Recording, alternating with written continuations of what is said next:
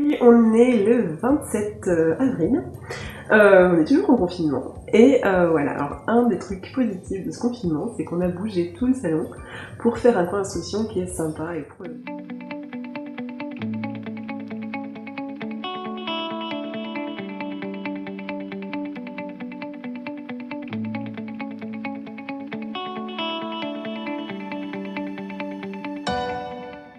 Donc coucou, bienvenue dans cette nouvelle vidéo où j'avais envie un petit peu de vous montrer les espaces de travail et comment on s'organise un petit peu au niveau spatial avec 4 enfants, un sur en famille. Bon, on n'est pas tout à fait 4, parce qu'Yaran ne travaille pas encore, mais elle a son petit espace quand même, donc voilà, je vais vous montrer tout ça.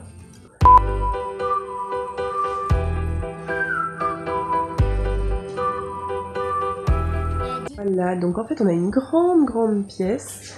qui fait pas tout à fait 40 mètres carrés, elle doit en faire 38, mais donc qui est pas mal grande quand même, dans laquelle en fait on a l'espace instruction et l'espace salon, et qui nous sert aussi, donc assez grande pour avoir des petits véhicules qui roulent, pour avoir un ballon de gymnastique,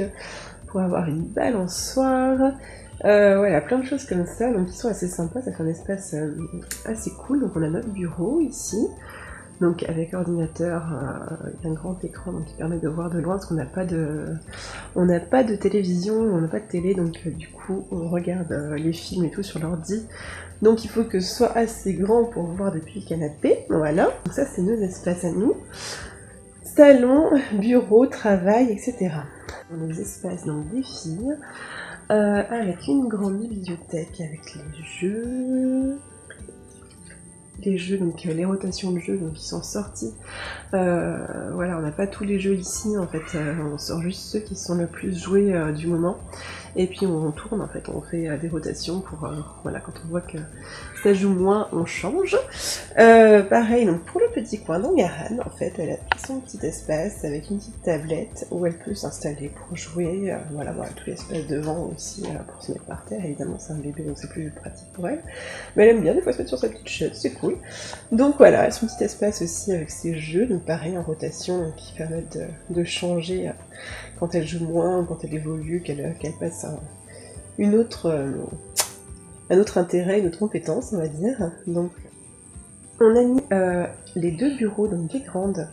face à face, pour créer donc un grand îlot de travail, et qui permet en fait voilà, aussi de jouer aux jeux de société, ou de faire des activités manuelles tout ensemble et tout. Donc voilà, il y a